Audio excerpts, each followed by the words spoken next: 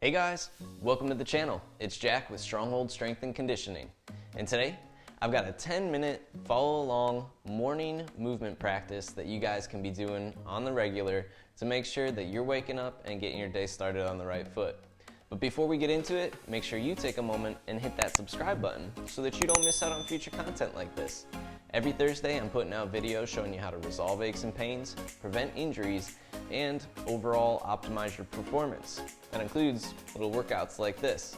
So, jump on it. Ready? Let's get into this one.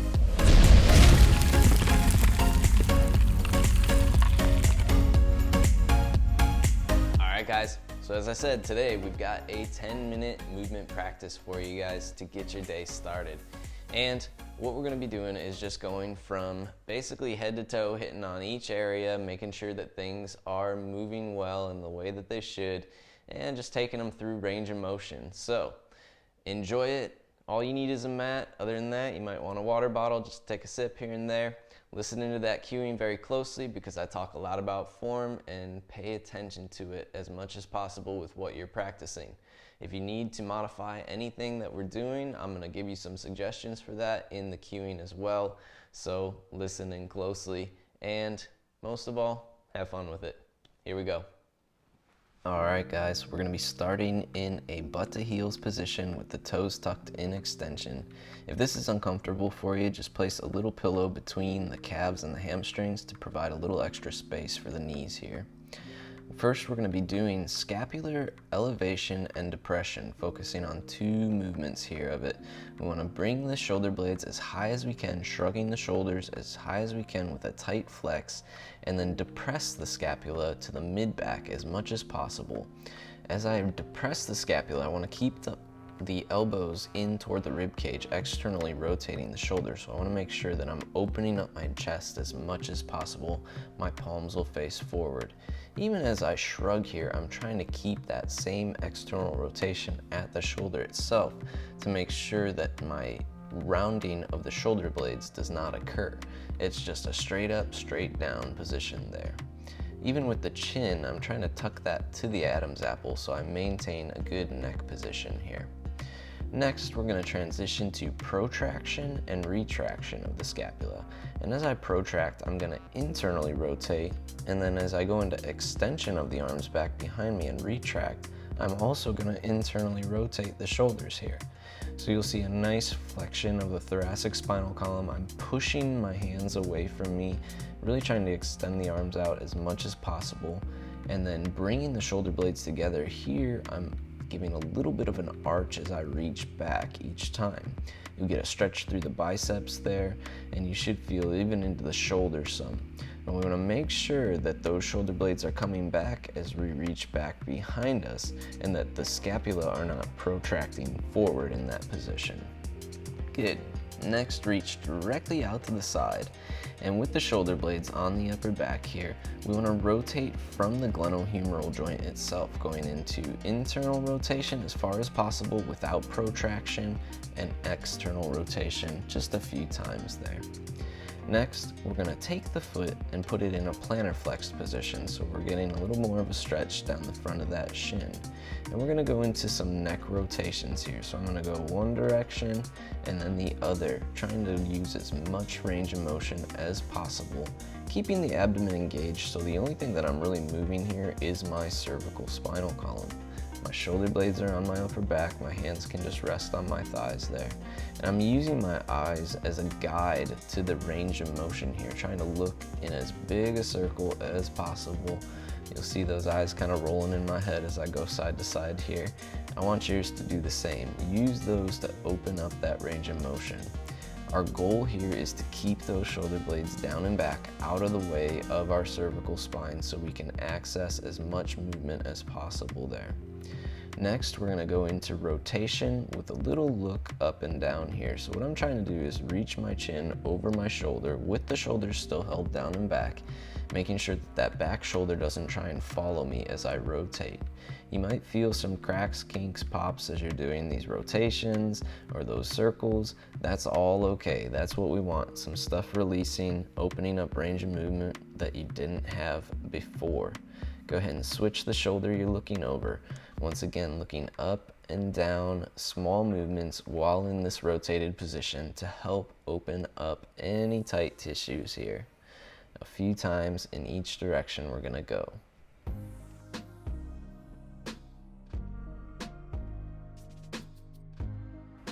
Next, just tuck that chin to the Adam's apple as much as possible, going into flexion of the cervical spinal column. And then with those shoulder blades retracted down and back, we're going into extension, imagining trying to touch the back of your head to the top of those scapula. Just a quick one there. And now we're going into a little bit of hip extension from this Seiza position. So I have my feet tucked under, plantar flexed here.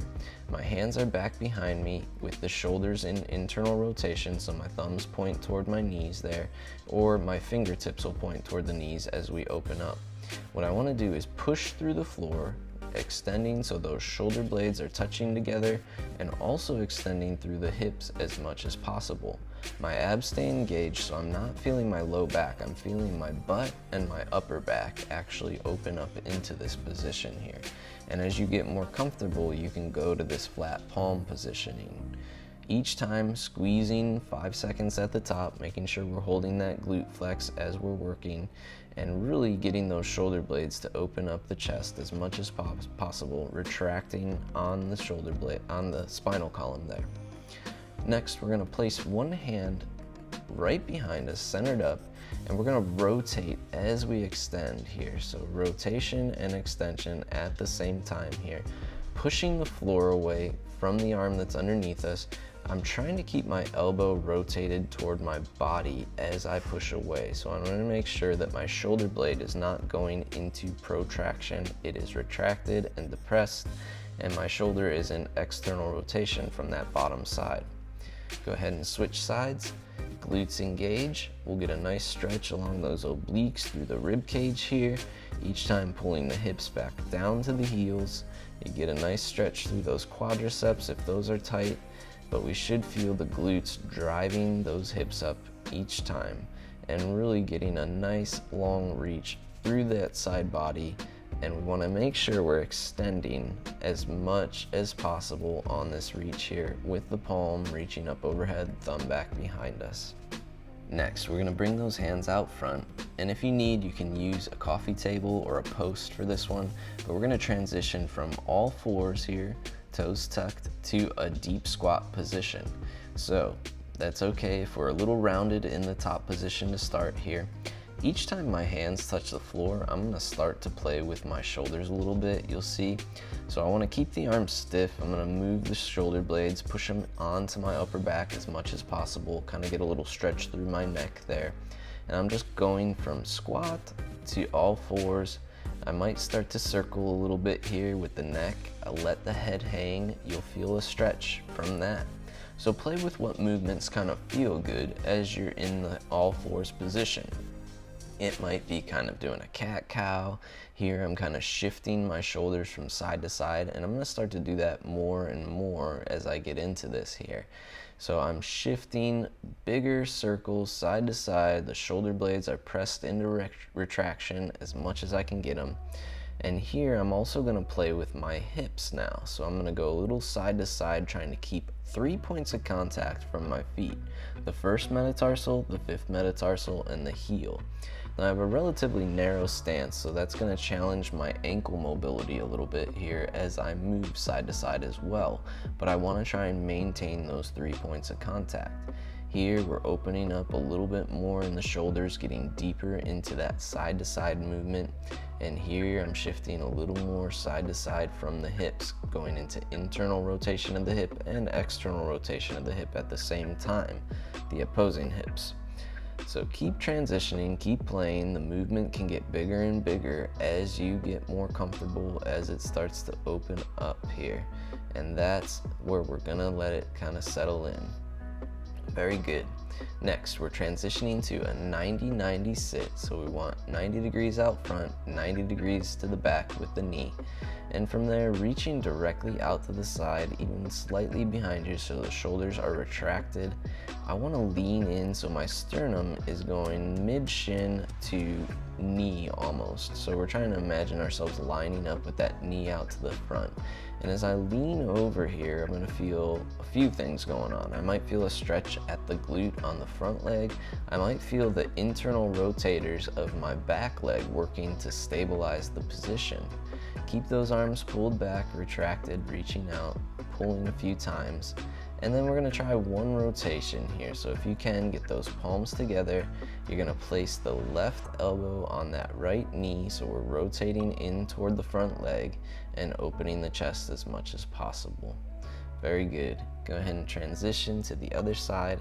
Once again, starting off with the airplane position here, 90-90 at both knees, leaning in over that leg, controlling the position, trying to keep the sternum in line with that mid shin to that front knee, somewhere in that range.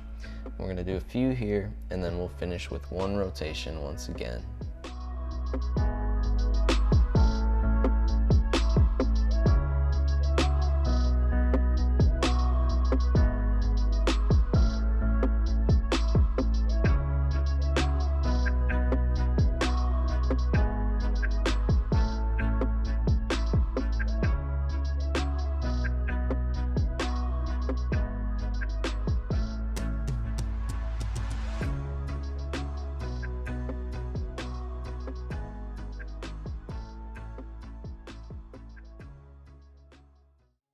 All right, and there you guys have it. A nice, quick 10-minute morning movement practice that you guys can do on the regular just to get your day off on the right foot. If you guys like this video, make sure you let me know by clicking that big thumbs up down below and take a moment to share it with a friend. Let them get their day started off on the right foot as well. If you have any questions or comments, please drop those down below there, and even just saying hi, I'll take that. So drop a comment down below, say hi, let me know how you're doing, let me know how you like the practice and the overall movement that you just went through, or if you have any questions, I would love to answer those for you down below in the comments. So feel free to communicate with me there. I will get back to you as quickly as I can on those. If you guys want to take advantage of 7 days of free program mobility, take a look down below in the description. I've got the 7-day mobility training challenge. This is a completely free 7 days of pre-program mobility that takes you through equipment-free mobilities to help you identify movement restrictions that are flying under the radar for you already. So down in the description, take advantage of that. All you gotta do is register and you're in the course and ready to go as soon as you sign up. And last but not least, if you guys have not already, take a moment and hit that subscribe button so that you don't miss out on future content like this. Every Thursday, I'm putting out videos showing you how to resolve aches and pains, prevent injury, and overall optimize your performance. And it does not get much better than that. Welcome to the Stronghold Army. I'll see you guys next week.